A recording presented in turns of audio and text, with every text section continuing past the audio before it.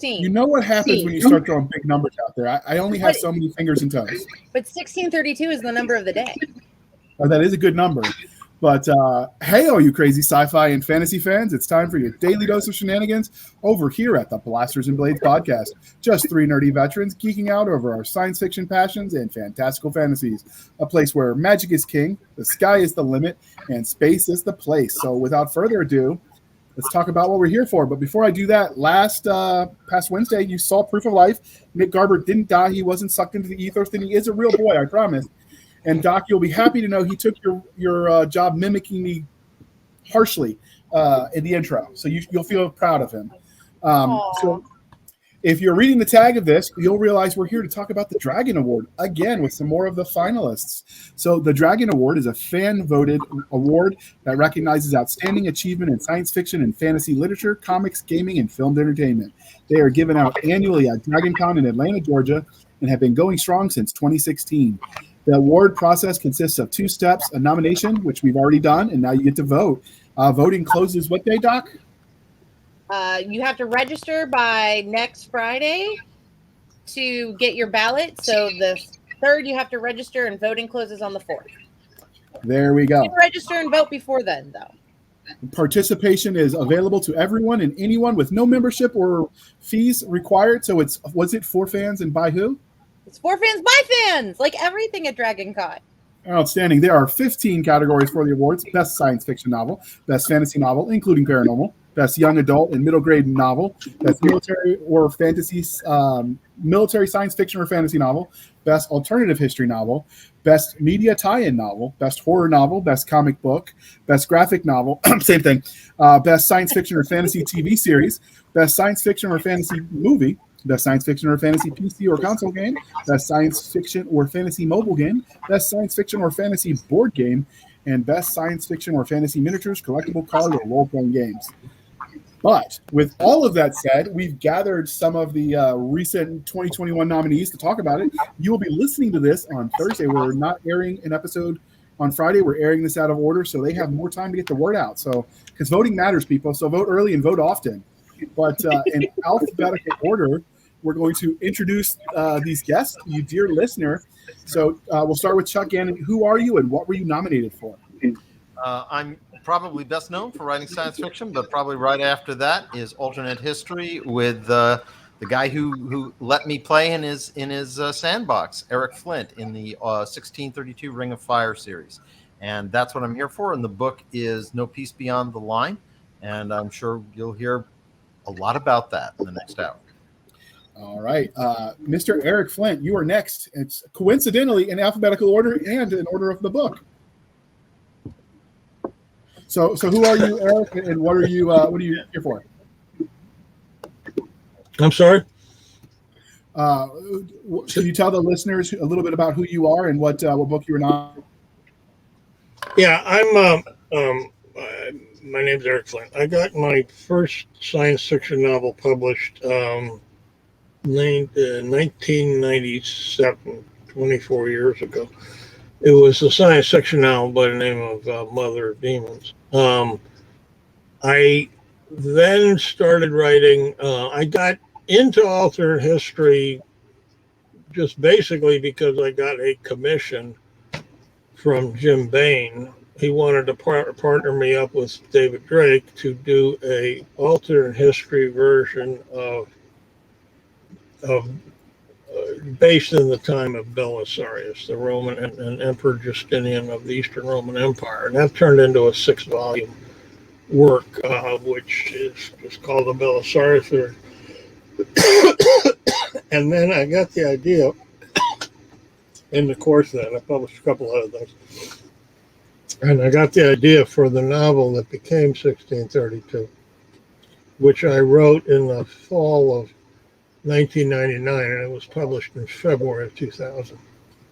I wrote 1632 to be a standalone novel. I had no intentions of it turning into a series, and I certainly had no inkling of the what would wind up happening. And I was actually a little chary of turning it into a series for a couple of reasons. One, even though I mostly work in series, I'm always very conscious that you have to be careful about that, because it's very easy to just turn a series into a Walking Dead project where any author can figure out something for your characters to do. But a really good story, there should be a point. There should be something that it's about. And if it's not really about anything except your characters having adventures, then why are you doing it? It's the reason I've never written a sequel to my first novel. I've thought about it, but I discussed it with Jim Bay, and he said, "Don't do it, Eric." He said, "That book works just the way it is, and what would you do if you did a sequel to it?" And I thought about it, and he was right. The other reason I was a little leery about it was because I knew how daunting the knowledge base I was going to have to know to do that kind of book or that kind of series adequately. I was confident I could handle the historical material, but there's all kinds of technical and scientific stuff I was also going to have to handle. And the reason I did that, or decided to do that, was because by then I had started to build around me a network of people who started as fans, and many of whom later became writers themselves, who did know the various things I didn't, and they would help me with it. And in fact, just today I wrote an appreciation for Rick Boatwright, who was one of the central people in that, and he passed away recently from pancreatic cancer, and we're dedicating a book to him coming out in December. And the final reason I agreed to do it was because Jim Bain waived a lot of money on the and I was at a point where I knew I have a back problem because I've been working doing industrial labor, and I really needed to get out of factories. And this was the possible way. This could be a breakthrough for me to be able to start publishing full-time, writing full-time, which it turned out to be. So the way I decided to do it that would keep it from getting stale was I would keep it completely open-ended. This is unlike any other series I work in. I can tell you how every other series ends. I'm not going to, but I could. I have no idea how the 1632 series ends. It does not, by the nature of the way it's constructed, have an ending any more than history has an ending. It just keeps unfolding. There is a point to it, which is in the first novel, and I believe continues in all the ones that come after it, which is to try to keep reinforcing to people in the modern age the centrality and importance of democracy and egalitarianism, which I think people continually tend to underestimate it because they take it for granted. And it's not something you can ever take for granted. Anyway, that's how the thing got started. And as of now, I added this all up today when I was writing the appreciation for Rick. The Ring of Fire series, as it's increasingly become called, has right now 26 novels published by Bain Books, either written or co-authored by me. Another 37 novels written by other people. Some of them by Bain Books, most of them by Ring of Fire Press, which is a publishing house that got set up as a spin-off from the series. An additional 17 anthologies of short fiction, most of them published by Bain, some by Ring of Fire Press, and a professional electronic magazine that's been operating on a professional basis continuously since May of 2007. And as of the end of this year, will be up to 98 issues. There's never been anything like this in alternate history. In fact, I don't think there's been anything like this in any subgenre of science fiction I can think of. I mean, and it involves a lot of writers. It's not just me. It's a big collective effort on part of a lot of people. Chuck is one of them. As far as the Dragon Award goes, the thing that's kind of interesting about this Dragon Award this year is I've had 4 novels in the series nominated for Dragon Awards, but I always wind up getting nominated 2 of them in the same year. So basically what happens is your book's cannibalizing. And this will be the first time I've only had one book in the series nominated, so we'll see what happens. Okay. Well, we are glad you came. And next, last but not least, we have Mr. John Brown. Who are you for the listeners that haven't listened to your previous interview with us? And what were you nominated for? Yeah. So I write thrillers and science fiction and fantasy. And Larry Curry and I were nominated for the best military science fiction or fantasy novel. It was the story we wrote, Gunrunner. So that's what it was. All right, and so let me pull up the covers. We're going to do this little bit where I'm going to put you on the spot, and we're going to go with John first because you were the last time. And if you could tell us a synopsis, the Reader's Digest version of what is Gunrunner, while I throw the cover up for everyone to take a gander at. Yeah. So, well, can I tell the genesis of this story? Can I just tell that one? Whatever you want. It's your this is such a funny story, genesis. So Larry Cree and I were going to give a workshop at the local convention about how to plot an action novel. And we wanted audience participation, but I knew that if you just start with the very beginnings of a story, there's no way in an hour, 2 hours, really with the audience participation, that you can get far with plotting. Not enough to teach the principles we wanted. So I said, Larry, we got to get together and we got to come up with the bare bones, the situation for this novel. And then we can take it from there and just start immediately with plot and how to go through and plot this thing. So we met at his place and we chit-chatted a little bit. And he had, at the time, his son Joe was probably 11 or 12. And he was hanging out on the stairs. You could just, his head was just there. He was listening in. And when we started, I said, hey, okay, what do we want to do? It's an action plot. Do we want to do science fiction, fantasy? What, some question like that. What do we want to do? And Larry says, hey, Joe, what's cool? And Joe pops up from the stairs without a hesitation and says, giant robots, bandits, and murderers. And so Larry and I looked at each other and we're like, well, that is cool. So we started that, and then later, in our careers, decided to write it together. So that's the short part of the story, but it all was due to Joe and his giant robots, bandits, and murderers. So this story is about a gun smuggler, a weapons smuggler named Jackson Rook. And he works with a crew, and they got a code, and they smuggle guns to organizations and to worlds in this science fiction world or science fiction universe. A lot of it has to do with oppressed people, right? Everybody should have the ability to fight for their freedom.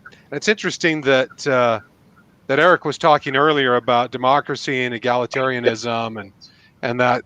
But anyway, so that's a theme in this. Except in this situation, they come to find out, Jackson finds out that maybe they had sold the guns to the wrong person. And so the question of the story is, is Rook going to be able to set things right when everything on the planet and everybody on the planet is trying to kill him or turn him back into the monster that he was?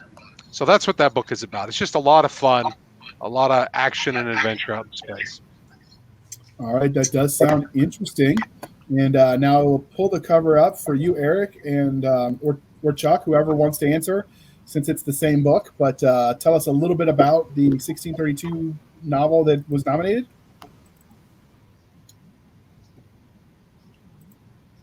I'm waiting for the master himself to come out. Here, where's our cover, man? It's loading. It's loading. There we go. I love the 1632 covers, by the way. So I remember. Kidd. Can't beat Tom Kidd. Yeah, they there's a little bit of a story there. Jim Bain, when the series started, Jim drove me nuts. He was using the series to sort of try out different authors. So the first 3 or 4 books had 3 or 4 different artists. And if you got a series, you don't want that. You want to find a artist and have them doing all the covers, because it gives all the covers a certain visual similarity that's hard to pin down, but it's true. And after Jim passed away, I talked to Tony Weisskopf, who became the publisher of Bain, and I said, Tony, I want 2 things. I want for the covers, I want 1 artist, and I said Tom Kidd did the last 2, and I like him, so let's go with Tom Kidd. And I said the second thing is I want on the next cover of a 6832 book for there to be a female on it who does not look like a bimbo, because Jim had his own theories about covers. So. Oh, and the soul of fact. Well, he wound up for several books having Tom use his Russian girlfriend as the model, and it's actually quite unfair to her. The woman was a doctor, but it just anyway. So Tom has been our cover artist for almost 20 years now, and he does all the Bain covers. And of the anthologies too, not just of the novels. And we actually work quite closely together. Most of the novels, this one less so than most, but most of the novels, I work out the conception with Tom. I don't presume to tell him how to do the actual picture, because he's an artist and I'm not, but I can sort of give an idea of the kind of things I think might work in it. And now I'm going to pass this on to Chuck, because Chuck did almost all the writing on this novel once we got it all ready to go. And it's the sequel to Commander Cantrell in the West Indies, which Chuck also did almost all the writing on. So I play a big role in these books, but when I work with Chuck, it's more in the beginning and conceptualizing and working. There's a lot of editing stuff I do and input as we go along and so forth. But we found it works best if Chuck does the writing. So with that, Chuck, I will let you explain that cover. The master of the handoff when it gets to the Yeah. At any rate, it's for folks who don't know the series, jumping you in is kind of difficult. But if you don't know the series, the basic premise is the West Virginia town at the year 2000 basically swaps places with a town in Thuringia, Germany in 1631. Things come to a head in 1632. History has changed for a variety of reasons. There are a lot of events. People die who didn't in our timeline. People don't die who did. But probably the single most important thing and the most influential variable is the fact that part of what comes back with the town is its high school. And in that high school is the high school library. So whereas a lot of alternate histories have a tendency to focus on, oh my God, AK-47s in Gettysburg, not any particular one comes to mind, but you've got a device or one MacGuffin or something like this. But here, it's a body of knowledge, and of the body of knowledge, the obvious things like electricity, the fact that this Galileo guy, he's right, which actually spawns an entire arc. All sorts of weapons, all sorts of communication, all sorts of transportation. You would think, for instance, in a lot of these series, you make a cool gun or you do this, and probably the 2 most important things, and you'll see them here in this very cover, the uptimers being chased by a Spanish ship, but there in the background is a balloon, and that balloon either has a wireless set or if there's a ship underneath it, a cable, so that it's a telegraph. And everything changes in war at sea when you can expand your horizon line from something like 8 miles to 30 miles on top of a mast, or 52 miles. What that means, particularly if you have better ship design, is you are never going to be pinned down to a battle you don't want to be in, and you will see the weather faster than the other people as well. So this is an example, and it's one of my favorite examples, and it's right there in front of you in the cover, of the way it's not just the machines, it's how people think about things. And one of the ways they think about things is systematization. That this is not just what's happening. And to me, the most interesting and in a lot of ways gripping aspect of the series is how people are changing and which cultures are resisting it in which ways. And it's changing families, and it's changing the way what it means to be a superpower or to survive in this coming time. And in this book, and it was not something that so to give you an example, I think Commander Cantrell was originally drafted in 2014, and we put the first work in it on 2012. And at the end of Commander Cantrell, so going back to 2014, we already had a good piece of the outline here done. We knew what the big plot flips were going to be and things like that. What I didn't anticipate, because other parts of the series rolled forth since then, was that this really became the first novel about that really just aimed straight at the kind of oppression and the kind of brute opportunism, mercantile, I would say meretricious opportunism that was the economy of the New World at this time, and against which the values that the uptimers have brought with them are in direct opposition. And this novel was, whereas Commander Cantrell in the West Indies, sort of, I guess you could say, it framed the arena in which this would fight, and it sort of gave a little bit of an advance notice of what was going to be some of the determining characters and some of the determining technologies and some of the determining realities of stuff on the ground. This was the novel where, for me, and it was really gratifying to write because I did not see it coming at all, whether it was women from, it was slaves, it was people of mixed origin and the different classes they fell into in the Spanish Empire and other political organizations. But as all that is going on, and you're dealing with issues of and also, what are the Dutch going to do with the slaves? Because there are a lot of Dutch who are very much against slavery. There are a lot who are very much for it, that came over to the New World, and they envision slavery as the way to wealth. How is that not going to tear them apart when they're terribly outnumbered and very vulnerable in a Spanish-dominated area? And at the same time all that's going on, other folks sort of rose up as characters that were interesting, and two of them were actually Danish noblewomen. Because as much as that sounds like a position of privilege, and it is, the bottom line is their lives they were essentially in chattel bondage to advantageous marriages. And this made them sort of natural sources of what you might call an abolitionist movement of people who really, they looked at the people working in the fields and all of those inequities, and they'd say, well, thank God, but I'm not in that sort of situation.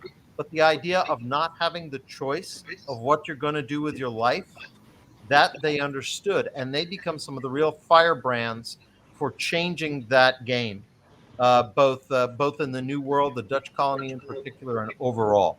And that also expands to the native peoples in the New World, which are now going to survive, assuming that the current trajectory of events holds true. And I've spoken far more than you need, but there you go. That's fine. Because we want the fans to be able to listen, and there's no way they have the time to read every single book, but we want you guys to be able to sway them to your vote. So I do have two quick questions, and we're definitely going to have to, because now I'm interested, and I'm a history nerd. But now we're going to have to schedule a full hour where we talk just about these books. But do you ever in this series cover what happens to the historic town that came forward, or do you just focus on the moderns that went back? Let's say that again. Oh, so, I remember this answer. Sorry. Oh, you do? I've read the 1632 first novel like 4 times. Okay, so you said in the description that a town from West Virginia goes back to 1631, and a town from 1631 switches places and goes forward. You talked about what happens is there's a cosmic accident, which is actually caused by criminal negligence, but never mind that. It's a MacGuffin that I start the book with, but a chunk of the Earth in the year 2000, northern West Virginia, about 6 miles in diameter, is transposed into the middle central Germany in an area called Thuringia, and an equal-sized chunk is transmitted back. Now, when I originally wrote it, I posited that the area that was transmitted back was uninhabited. I was later discovered by some real experts on German history that finding a 6 diameter region of Germany in that area that would have nobody in it would be very, very implausible. So I sort of tweaked it a little bit, but that does not figure in the series. okay. Once the time transposition happens, then you get an alternate universe created. There's no going back. So the Americans who go through the time transposition are stranded there with whatever existed in their town of about 3,500 people. It's a working class town, coal mining mostly, in the year 2000, May of 2000, whatever is there. That's basically how it started. And as Chuck said, the thing that was interesting, the reason I picked this period, the 17th century, this is the middle of 30 Years' War, which is probably the most destructive war in European history since the fall of the Roman Empire. It was more destructive than either one of the world wars. We're in what's called the early modern era. We're not in the Middle Ages. In fact, we're already past the Renaissance, but we're not into the modern world. We're not into the 19th or 20th centuries. But the ideals the Americans have are not in and of themselves that strange to people of the time. Germany had more rebellions constantly going on than you can think of. Large parts of Europe did. Concepts of democracy and egalitarianism it wasn't like nobody ever thought of them or ever heard of them. It's just what the Americans brought with them was proof that they worked. And that is what made the difference. That's what gave so many people, Europeans at the time, the confidence to side with them and go forward. And although there's a lot of military action in the series, it's not the core of it. It's political and cultural change and transformation is probably more what the book is about. I mean, the series. Well, you have me intrigued, so we definitely want to have you back for a full interview because I'm a history nerd. So, but we're here to talk about the dragon today. So, Doc, save me from myself. Let's get us back on track. How were you gentlemen notified? Was it via carrier pigeon, sales? I don't know. Chuck seems to be running a lot of Mariner things, and so I keep wanting to make a joke about carrier sending a boat to go get him and tell him he's got an award or a nomination. So, how did you find out? Eric, since you went last, did Dragon Con call you up and say, "Hey, you have to come because we got you a thingy"?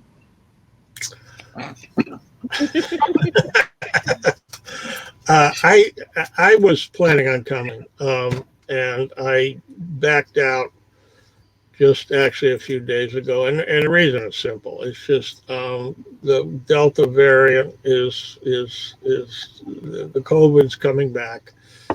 I'm 74 and I have several other health issues, so there's a risk factor involved for me, and it just on balance wasn't worth it to take the risk. And I talked it over. I'd rather have you stay home and write more novels, sir, to be honest. Yeah, well, I mean, it's just that's what it came down to. I just said, I'm going to be going to some very much smaller conventions the next month, but by then I'll have had the booster shot. And also, they're much smaller events and ones that can be controlled much better. I mean, you know, the reality of Dragon Con is you got tens of thousands of people, and people always say Dragon Con takes over Atlanta. Well, no, it doesn't. It packs it full of people, but there are lots and lots of people there who Dragon Con is requiring that people have proof of vaccination, but the city of Atlanta is not. And it just, well, No, I got yeah. hard words from my wife for one thing, and she said she'd go if I did, but the only reason she'd do it is to take care of me, and I know what that meant. It's like, you know, you're never going to hear the end of this. So anyway, but I agreed with her, and I talked to friends of mine who are in the Dragon Con, you know, close or part of the central circle, and they actually all agreed. They said it's probably not a good idea for you to come. I know. I love having you on panels at Dragon Con, but I also love having you alive and healthy. So, well, I'm sorry because I really enjoy Dragon Con. I mean, I've been going. Last year's first one, I missed it about 10 years. Nobody missed it. We just moved it virtual. Nobody missed it. Yeah, but you know, it's just life is what it is, and anyway, that's why I won't be there. What will happen if Chuck and I win? I imagine is that we will get a phone call, probably from, I'm not sure, probably might be Bill Fawcett. I'm not sure who, but we'll get somebody will call us and say, "Hey, guess what?" And we'll probably try to jury rig something. But we'll see. I'm as Chuck may have said in the early or before we started this, I have a I don't know what the right word is. This jaundiced isn't the right word because it's not like I have any hard feelings about it. But I honestly don't care about awards. I mean, I just, you know, if you get one, great. But it's not something I lose any sleep over at all. And, you know, like I said, it's possible this time because this will be the first year I don't have books of mine cannibalizing each other. We'll see what happens. But, you know. Well, I'm rooting for you. And Chuck, how are you informed? Was it by boat? No, by submarine, technically, I guess. But at any rate, by an email. And I want to make. That's all I'm gonna say because I want to give John a chance to talk. For crying out loud! So I got it by email. Really boring. There you go. You didn't get the visit from the Secret Order of Dragon Con. I feel special. No, you are. It's that simple. So. What was your first reaction, John, when you found out that you were nominated? Because we're going to let you go first this time. Well, you know, it's always nice to be nominated to these types of things. It's awesome. And Dragon Con is a terrific conference, right? Full of awesome people. So I was incredibly pleased and happy about it.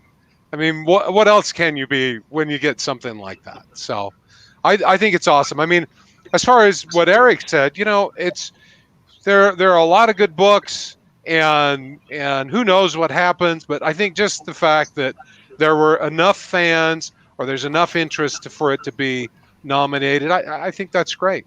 You know, at the end of the day, it's what we're doing here is we're entertaining readers. We're helping them have a great time and think about some things. And to me, that's the most important thing. And I think Dragon Con just shows that the books that have been nominated have done that for, you know, a good number of people. So I think it's awesome because that's my goal, right? I think it's terrific. And Chuck, how about you? Because this is this your first nomination? This is my third, I believe. So after the submarine got out of my front yard, that's when they came. Yeah. And the secret dragon, the Sea Dragon Order left. I sort of I was I was surprised. I was delighted. I didn't see it coming. How does one know these things? And probably that's just the way it should be. And I was at first I couldn't find it, but then I found a complete list and discovered that yes, indeed, this was the fact. Thank God I'd had the email that I knew, and it was it's always great to get this sort of this sort of approbation, I guess you'd say. And the thing that I like about Dragon Ward in particular is, as Jar said at the outset, there's no fee, there's no membership. If there is any award that is truly a People's Choice Award, this is it. If you have an EADDY and an opinion, then you should be participating in the Dragon Award. Yeah. I really want to stress that. Which is that there has been obviously fandom, readership. This has not been, how would I put it, a quiescent genre in general over the past 10 years, having to do with awards and a variety of other things. But this award, the more people that participate, I would say the more absolutely impervious it becomes to any kind of potential manipulation from because the larger the number of people you've got who are just in it because this is what I like, that's what I'm going to vote for. I don't care what sort of plans anybody else has. It's going to become like a candle in the wind. It's going to get blown out if you have enough people who are participating direct from their heart. And so that's why this is always a very special nomination when it comes. And what a joyful thing that is, right? I mean, I don't know if joyful is the right word, but just this exuberant, we love to read, and here's a book I just absolutely loved. Let me vote for it, right? Yeah. I think that is what's terrific about this. I think it's been awesome. One of my favorite things is Wonder Woman, the first one, didn't get any awards except for one. It won a Dragon Award.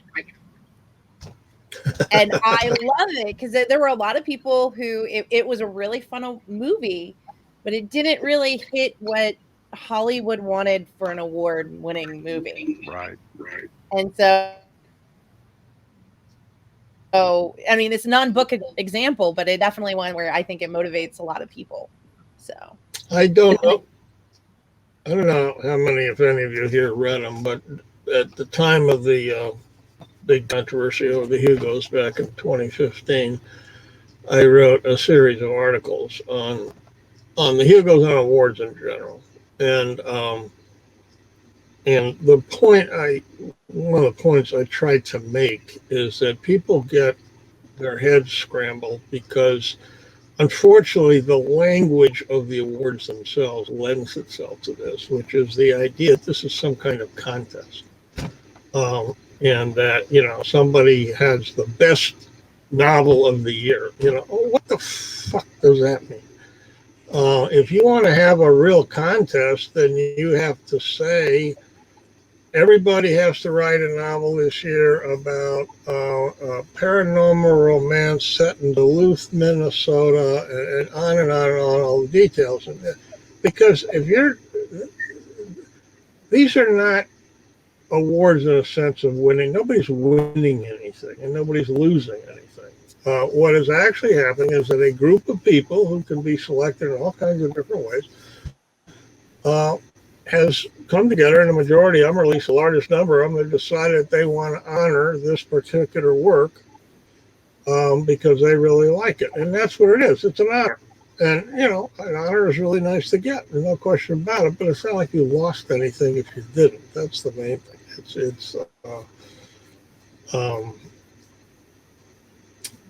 I think it's also this, this honor, and it's a celebration. I mean, you look at just Dragon Con in general. It is a celebration of the genre, all of the subgenre. It's just a big celebration. And this is part of it, to say, hey, we love these books, or we love this book. That's what I love about this. It isn't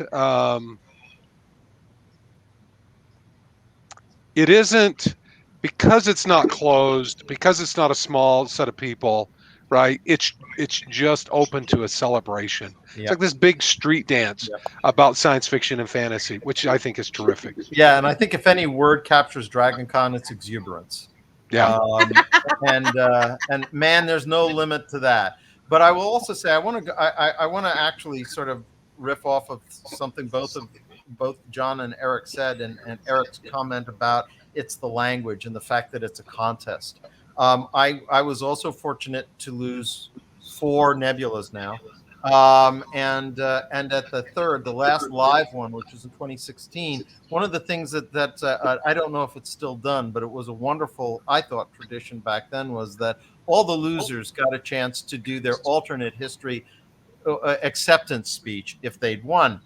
And the one I gave was simply this: it's the problem of this notion of the best, and that we make such a big deal of it, and then the others. And I said, if so, I just want all my other fellow authors to come up here, and I'll tell you why. It's because the bottom line is, when you talk about, this is the Nebula Awards, and it's like everybody is struggling to get to the top of the hill, except for that's not really the right model. The model, think about a museum for a second. You go into a museum and you say, oh, I want to see the modernist exhibit. You go in there and there's one painting on the wall. Really? Okay, well, yeah. I want to see the Renaissance. Oh, fine, good. And there's that one painting. No, the field and the potentiality and the wide. The other books are not merely adornments. They're not merely I conquered these. They make the totality of the experience. And and in my opinion, it is wrong. We've got it reversed. You should be any award should celebrate as broadly as possible rather than as narrowly as possible. And one of the things that I feel that at least in the Dragon Awards, since everybody's voting, it's at least you get that sense that everybody participated. I just wish we could know more of the people who gave their all to do it, whether they're selling a lot of books or not, whether they're getting award recognition or not. It makes for a very rich environment, a very rich world, and a very rich genre. And I like that the Dragon Awards, I think, does arguably the best and broadest celebration of it. Yeah. I will say that, generally speaking, when I saw some of the other awards, it was code to me as a reader before I was even writing that they're probably going to be the kind of boring books my English teacher made me read that made me hate reading. Whereas I've never seen a book that won the Dragon Award that said, oh man, this is a miserable experience, because you're basically crowdsourcing like quality, right? Like it might not be for you, but you can still recognize that it's a good book. Whereas some of the stuff that we had to read in literature classes, it's just like, you wonder if the English teacher actually likes English with some of those books. So I will say that has been a nice, pleasant shift as a reader. As a former English professor, I will allow that to be a topic for another invitation. I will admit that some of my I have opinions on that subject. So I'm more speaking. There's a reason when I went to college that my best friend became an English major and I became a history major. And he asked me at one point why, if I considered becoming English major, because he knew he knew the stuff I read. I read a lot of literature. And I said, no, David, because I don't want to be required to read a book. If I want to read Tolstoy's War and Peace, I'll do it. And in fact, I did. But I don't want to have to read it. And that's really the difference. Whereas I just didn't feel that way about history. But there are also a lot of sadistic teachers, or maybe ones picking who in their right mind thinks that Nathaniel Hawthorne's A Scarlet Letter is a good book to inflict on a teenage kid. Dr. Dean Booth.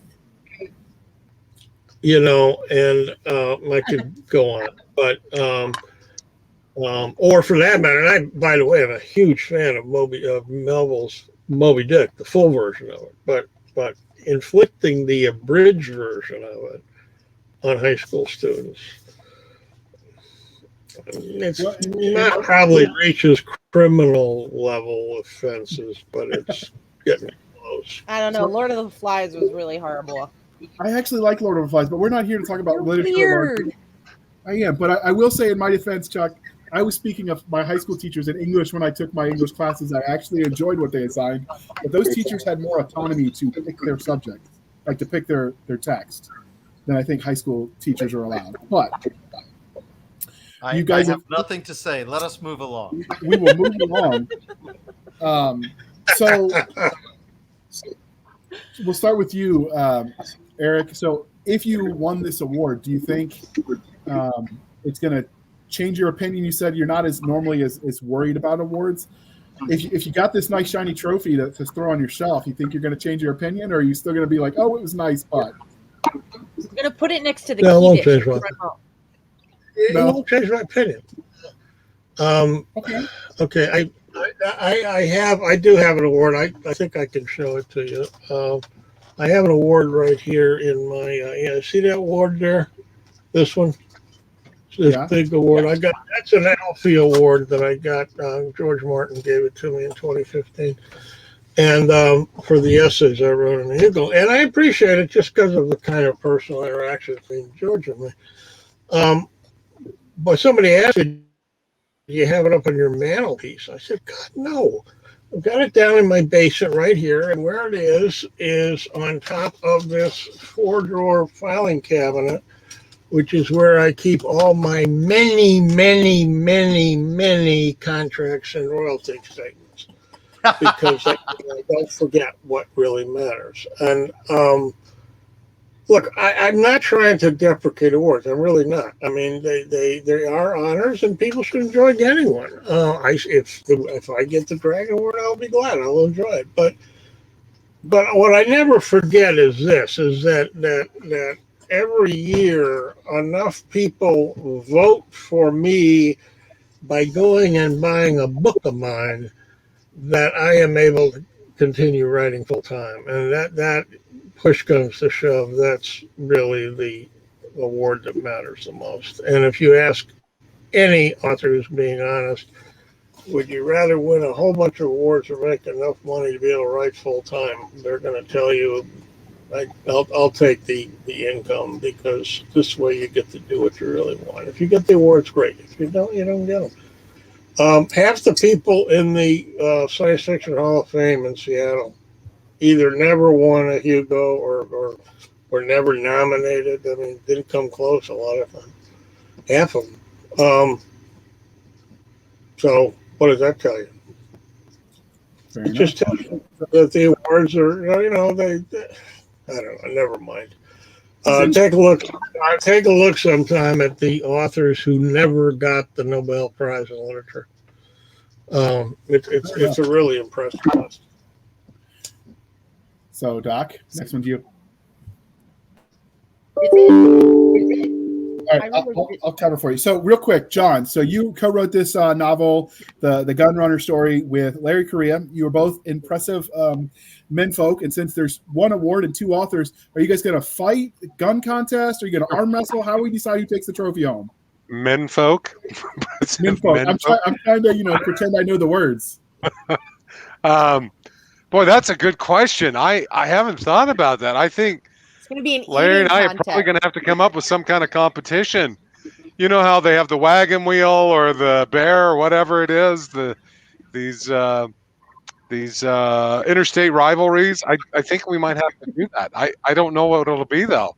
I'm not going to go up against Larry with guns. That's for sure. He's got years and years and years on me with guns. So I'm not quite sure what we'll do, but maybe that's an arm wrestling contest.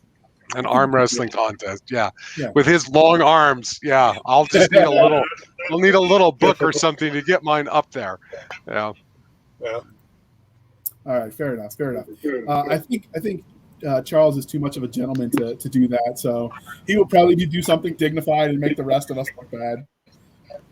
But this is the No, Dragon I Wheel on would the screen. simply say, well, if Eric doesn't care, I'll take that off your hands. But the other There you thing go. to be done- He doesn't. It's just going to sit up there with his Alfie. So take it. That's right. You know, But, it's- what I will you know. probably actually seriously, what I would probably you got no idea how cluttered and our house is, especially my office. And what I would probably do is have a nice photograph taken of it. Put it probably on this same filing cabinet. Well, the other thing that I thought about is, since you guys are making them all the time, I figured that because if you have folks and they'd like to have an award at home, and I think it would probably, I know it would mean a lot to my kids, simply because when you get right down to it, it may not be a what people classically expect of an award, but it's a really cool looking award. Yeah. Yeah. And since you guys are making more, I'd say, well, how much does it cost to make one? Make an extra one next year for me, and in the meantime, we'll agree on custody. I really like that idea, Jack. What's that? I said I like that idea. Just So get another award. Why not? I'm going to spoil it for the fans because I happen to know Jason and Nick, Jason Onspach and Nick Cole co-wrote a series that won an award last year. They actually give each of you one, but it was more fun to imagine in John and Larry like arm wrestling at the table. Eating contest. Over the top style. Like there could be only one. All right, Doc, question 9 is yours. Since we're all readers as well as well, you guys are all authors. I'm just a fan and a reader. So there's no just about that. We wouldn't be here if it wasn't for you.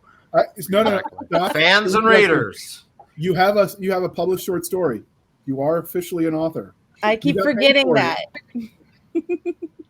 So you'd think I'd remember things like that.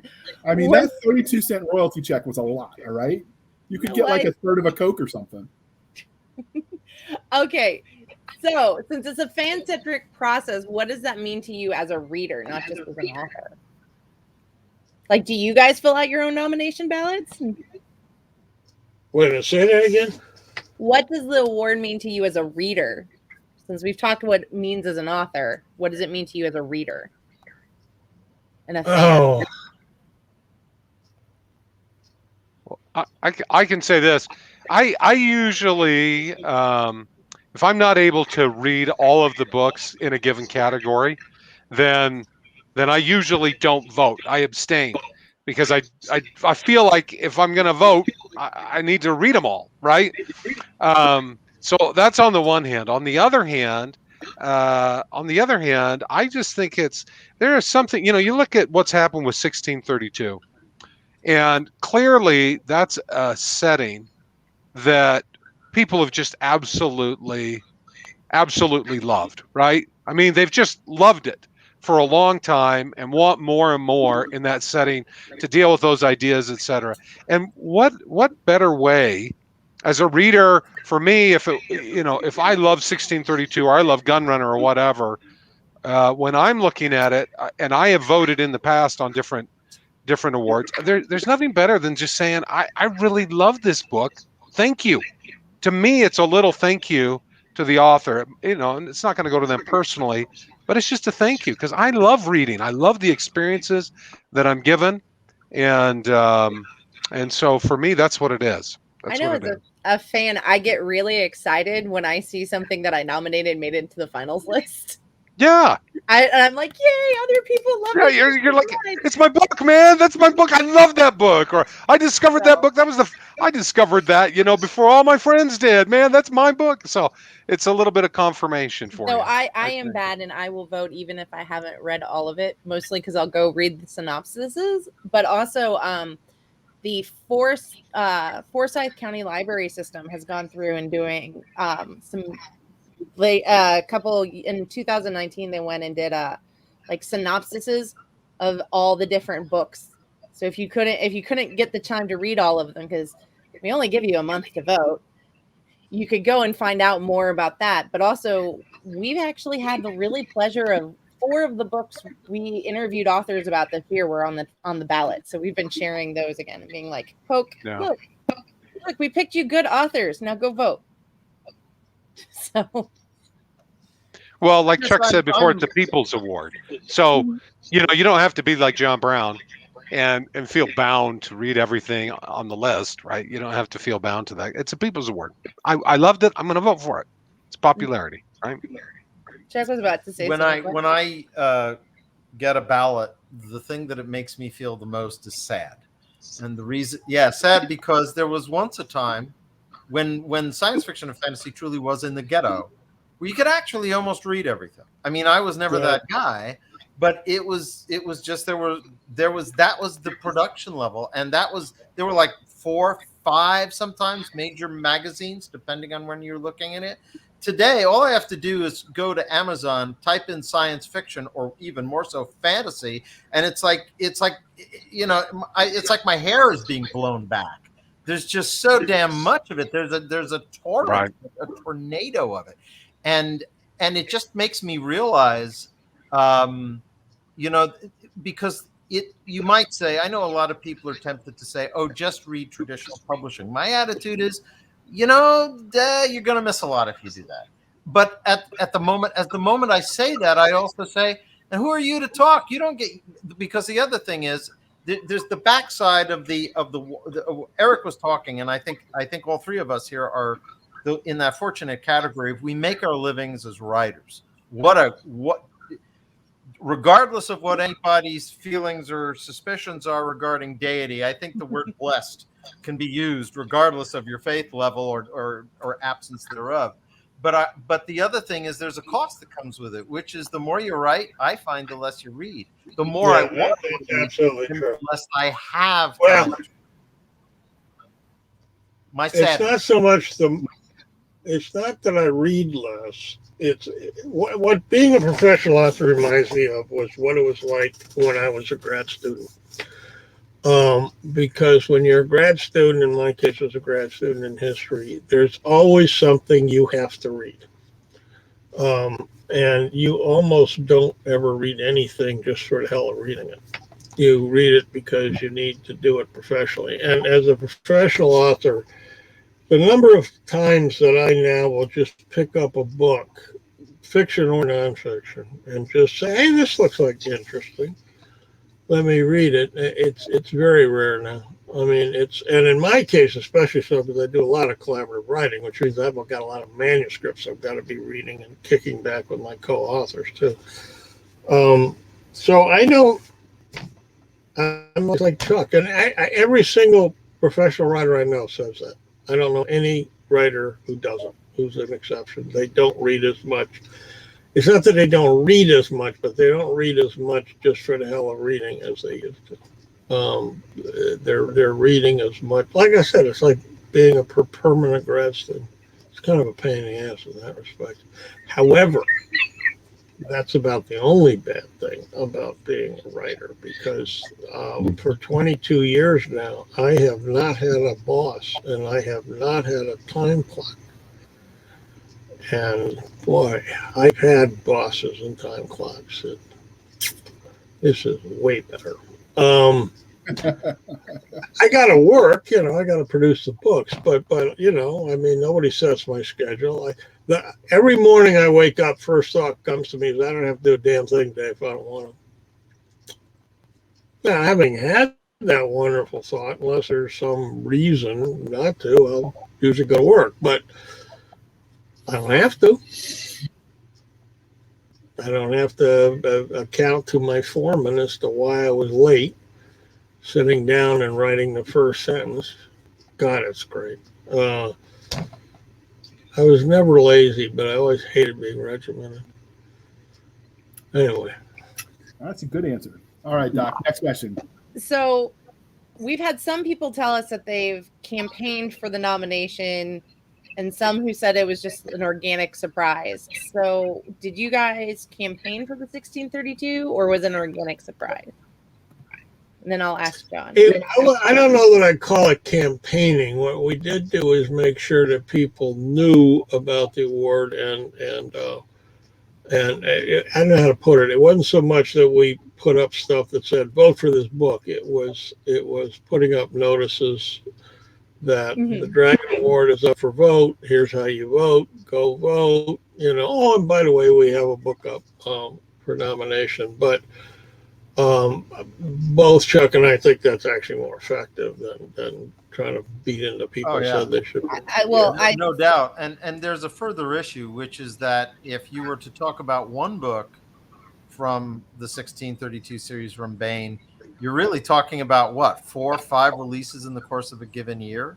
Yeah. Another one would have been, I think, Calabar's War, for instance, came out in time, and that's another book that I was involved with, and Eric was involved with, and so to some extent, when it comes to a Ring of Fire book, I'm going to be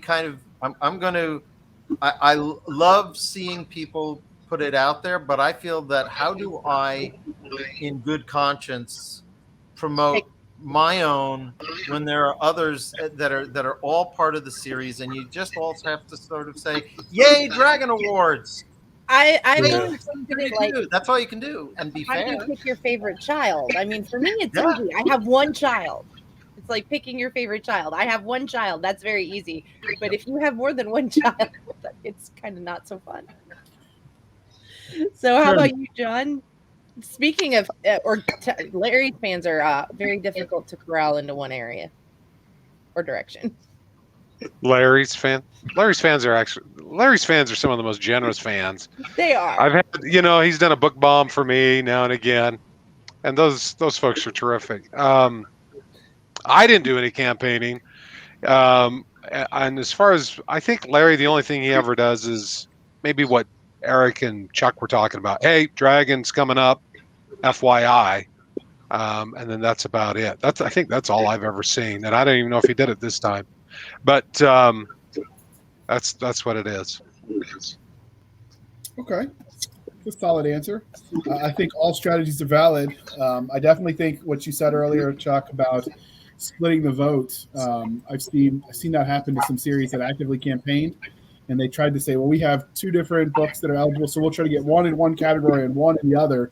And what you end up with is a muddled message, and neither book got nominated. So I think there's something to be said for that. I also have a hidden ambition, which is this is, I believe, my 5th nomination for Dragon Award. And so I think really I'm sort of pulling for the Susan Lucci Award. Because people remember, everybody remembers that Peter O'Toole never got an Academy Award. And well, they finally gave him a Lifetime Achievement Award, but he never won one up straight up. And he was nominated 7 times. He holds the all-time record for having failed. Who remembers who won it in 57? I mean, when the Cubs won the pennant, remember that? I mean, won the World Series 3 years ago. I said, that's it. That's it. The magic's over. Now they're just another baseball team who won a World Series. It used to be they had a panache to them. They've gone almost over a century without winning a World Series. So we'll see what happens. Okay. So he's going for the non-award. Eric's hoping for the non-award. That's a good one. Yeah, I have a somewhat quirky attitude about this. Chuck wants you to know that he still wants you to vote for their book. That's what Chuck wants. So, if you love the book, please vote. Because Chuck would like to win. So do you think we'll see an expansion of categories? I know at one point in time, post-apocalyptic was in there and it was yanked. I've made the joke before, and I've gotten some less than pleased messages when I say comic book and graphic novel should be one category. I could see them doing like best cover art. We were talking about the cover for 1632 series universe. That's the kind of art I'd put on my wall. And I'm starting to see that level of art across the board with, indie, trad pub, whatever. Like the book covers, the quality is getting better and better. So I could see that being a category. Do you guys foresee any expansion of categories? We'll start with you this time, John. Wow, that's a question. I don't know. I looked at it and I was like, wow, there are a lot of categories here. So I'll take the 5th on that one. I mean, whatever anybody wants to celebrate, I guess. Bottom line, that's what this is. So if there's a significant difference in what's happening, and people want to celebrate it, and it's an ongoing subgenre or part of the thing. Yeah, why not? Why not? Okay. What about you, Chuck? Well, first of all, I'm speculating about stuff that I am quite sure is driven by a lot of exigencies of which I am 110% unaware. And if I was aware, I would be 1000% ignorant about them. But it strikes me, having presented the awards twice, that you get into an endurance factor. And by endurance, I don't mean mine, although it's severely taxed, but I mean the audience. I mean, even if you've got some decent patter and entertaining people coming up and all that sort of stuff, how long can you really do it? I think if they actually expand it, they have to anticipate then what would a logical means of division be. And what I mean by that is you might want to put something on the graphical side or the media side. It depends, I would think, where the call is. I doubt you're going to have as many people calling for more media, but you might have something that has, or rather, more books. But you might have more media. You might have more subdivisions of media. It's really difficult to know. But I think if the number of presentations goes beyond which it could, I just think that you'd need to have, need to find a way to do it, or the awards would start on Friday and people would be finally staggering out of them on Monday. And I think that's probably not your best model, Probably not. I really want an anthology category. Yeah, Cisca and I are single-handedly trying to bring short fiction back to economic viability, because I love short stories too. So I could see that. All right. What about you, Eric? If you were going to add a category, if you thought something, in the speculative fiction realm should be recognized that wasn't. To the Dragon Award? Yes, sir. No. I think it's no. It's got, I think, 15 categories. I believe it's 15. I think, and 7 of which are literary. No, I think that's enough. You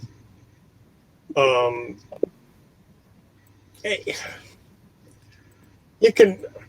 Part of the problem is what I'd really most like is for people to just lighten up on the feeling about awards, and that gets so frickin'. People really do get kind of wound up about these damn things, and it's kind of like, I don't know. I don't know if it's my temperament, or maybe it's a product of my rather unusual personal history, which is I was showered with awards in college. I graduated UCLA Phi Beta Kappa, summa cum laude, highest honors in the history department, blah, blah, blah, got all kinds of fellowships.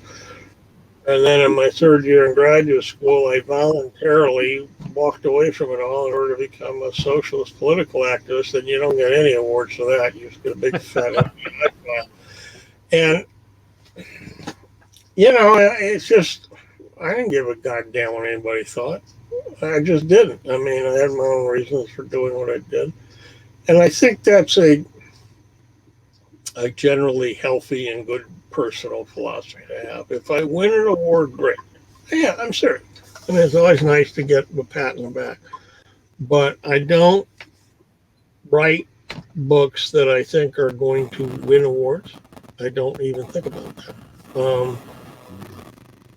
And I honestly wish people would just lighten up on the whole subject and just take it like what I said. It's an honor. If you get honored by a group of people, great. But don't lose any sleep if you don't. I mean, it doesn't mean. I once got in an argument with a guy who was annoying me enough that I said, look, there's only one objective test of whether you're a really good writer or not. And the problem is you're never going to know the answer, because basically, are people still reading your books 150 years after you died? And if the answer is yes, you're a pretty damn good writer. I once outraged an English teacher of mine because I wrote an essay arguing that Arthur Conan Doyle's Sherlock Holmes mysteries were part of English literature, and he said that's ridiculous. It's absurd. They're completely one-dimensional characters. Blah, blah, blah. I said, yeah, but people still read them. And as far as if I left it at that, I would have been okay. But I was 19 years old, so I went on to say, as far as I can tell, Professor, I forgot his name, your definition of a piece of literature is a book obscure enough that it makes a suitable topic for a doctoral dissertation. Oh, the terrible consequences of telling the truth. Oh my God. I think that's why I got the C-, but could have something to do with it. Honestly, that is the only objective test. Is just, are you one of the people that's still in some way or another remembered 100 years or 150 years from now? If you are, great. And if you're not, you are like 99.99999% of all authors. That's just the reality of life. Doesn't mean your life was wasted. That's stupid. Most musicians aren't remembered. Most truck drivers are not remembered, All right, never mind. I'm getting a little philosophical here, but now we're going off the truck driver awards. Have you got one of those, Eric? The first time somebody asked me for an autograph. I remember looking at it thinking, why just...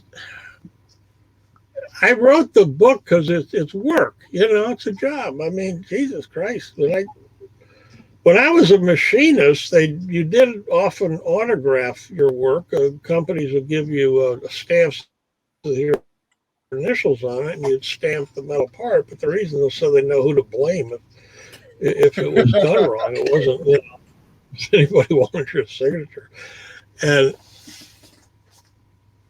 I still think asking for autographs is kind of strange, but I'm always willing to do it. I'm always glad to do it. But I'm exactly the same way. I have almost no autographed books, and when I told pardon me. Well, the only autograph I ever got in my life was at the very first Writers of the Future award ceremony I went to, the one where I won. Fred Pohl was there, whom I never met, and I'm sitting chatting with him at a bar, and I just sort of felt, I guess I should ask him for autographs. So I got a napkin, and I said, Fred, would you, and he grinned and signed his name on it, and I'm sure I'd lost that napkin before I'd, it's 24 it's up hours. on top of your filing cabinet, Eric. I look at it totally He's forgotten. He differently. shines the other things with him, I have a kind of similar story, which was that I know Greg Bear actually not as a fellow author so much as I knew him because of the sort of Beltway think tanking and sort of consulting that was done through Sigma, and he was a member. And the bottom line was we were talking one time, and I said I really love Eon, and he said, well, bring in a copy and I'll sign it. I said, I don't really do autographs, Greg. I love the book, but I don't do autographs, with one exception. But so the next day he comes back and he hands me a different book because he didn't have Eon with him. And I opened it and he'd signed it to me. And he said, to Chuck Gannon, who pestered me mercilessly to autograph. That's Greg. But I will say I did go after one autograph. It was one of the first conventions I ever did. I only did them as pros because I loved science fiction, but I don't come out of fandom. That was sort of new. All this has been new to me as an adult. But it was called Icon, and it was out on Long Island, Stony Brook campus. And there were two people sitting at a table, and I knew one of them I absolutely wanted to sign this autograph because he wrote, no offense to any writers here or who watch this or otherwise, but I think the best novella I have ever read was by Poul Anderson, and it was called Kings Who Die. And Poul Anderson was there. And I walked up to him and I said, would you mind signing this? And he looked at it and he said, this is Judith Merrill's 7th annual collection. He said, you really want me to sign this? And I said, yes, I really do, because I just think it's it really it changed the way I thought about writing and the way I look at my own writing. Thank you very much. And there was somebody sitting with him, and I said, I'm sorry, I don't have your book, because I felt. He said, "Nah, it's okay. You couldn't sign what I do." And I said, "What do you do?" And he said, I deal with spacecraft. My name is Deke Slayton." So you tend to remember those moments, You tend to remember those. So anyhow, signings, autographs. All right. So one last question for the road, because this went a little bit long, but I've had fun. So obviously, you think your own work is the best. Well, presumably, I won't. But if you were going to read and nominate someone else's book and it couldn't be your own in any of the categories that are out there, which book would it be, John? Well, of course. Well, of course it would be Chuck and Eric's. What are you talking about, man? Okay. I should have seen that one coming. All right. That's the answer for all of us, isn't it? I mean, we're going to say, Chuck's such a fan.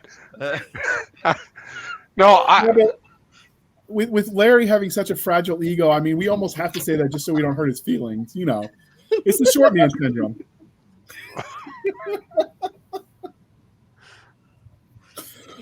Eric's giving you this look like, is JR serious? Or is he... No, well, I've met him in person, so I know he's average height in my family. Your family's weird. No, really? I know. They produced me. I wasn't going to hold that against them, but since you mentioned it, all right. As we bring this puppy to a close, if you could tell us how listeners can find you, and obviously, dear listener and viewer, this will be in the show notes. So if you could just give the one you're most active on, and we'll start with you, Chuck. I would say probably the best place is Facebook. Look up either Chuck Gannon or Caneverse or Kane Riordan. You're going to find me pretty darn quickly. I'll be glad to see you there. I don't run it, but I drop in all the time, and I love interacting with new and old readers alike. Okay, and what about you, John? Probably my website, johndbrown.com. That'd be the best place. Okay, and you hyperlink from there to everywhere. Made my job very easy, so thank you. You bet. When I was fine, I'm sure you were thinking about us when you were like, "Let me set my website up." I was. I knew you were going to be talking to me at some time in the future.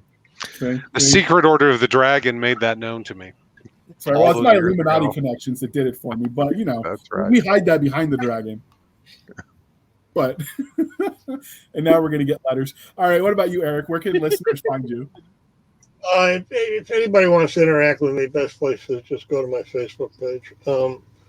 I drop in there pretty much every day, and I'm usually willing to talk with people. I do have a 3-post rule, which is I have a superpower, which is I am quite capable of walking away from an argument online without blinking an eye. And I have a 3-post rule, which is if I get an argument with somebody, I'll put up 3 posts. That's it. And if you want to keep jabbering, go ahead. But I'm there every day. People drop by. It's pretty active. And I find it's quick and easy to use, and I know how to use it.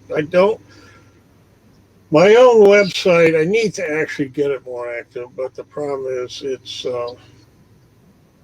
takes more skill level than I've got. So I've got to work through my IT guy, and that's enough of an obstacle that I tend to slack off. And, so I haven't updated parts of it, and I need to. But that's what I'd recommend. All right, and you can find us on our website at anchor.fm/blasters and blades, anchor.fm/blasters-and-blades. We are on Twitter at SF_fantasy_show, Sierra Foxtrot _fantasy_show. You can email the show at blastersandbladespodcast@gmail.com. We promise it's real and we do answer, even the hate mail. Doc doesn't answer. She makes me do all the heavy lifting. We have a Facebook group, which is facebook.com/groups/Blasters and Blades podcast. You can support the show for a one-time donation at buymeacoffee.com/author J.R. Handley. Again, buymeacoffee.com/author J.R. Handley. Be sure to put in the comment section that it's for the podcast. And I promise I will keep my co-hosts Doc Cisca and Nick Garber duly intoxicated. They will drink until their liver surrenders. I Never promise. surrender. That's right, because she's not a quitter. Or you can support us on an ongoing monthly basis over on our anchor.fm/Blasters Tech and Tech Blades. So, Doc, bring us home. Thank you for spending some of your precious time with us. Don't forget to go vote in the Dragon Awards. These gentlemen are awesome and amazing. We have other amazing authors in the process. So for Nick Garber, our comic book lover, and J.R. Handley, I'm Cisca. This was the Blasters and Blades podcast. We'll be back next time where we indulge our love of nerd culture, cheesy jokes, picking on JR, and whatever mischief comes next. Indeed, and pineapple does not belong on pizza. Now, I'll see if It I can does get her to the end.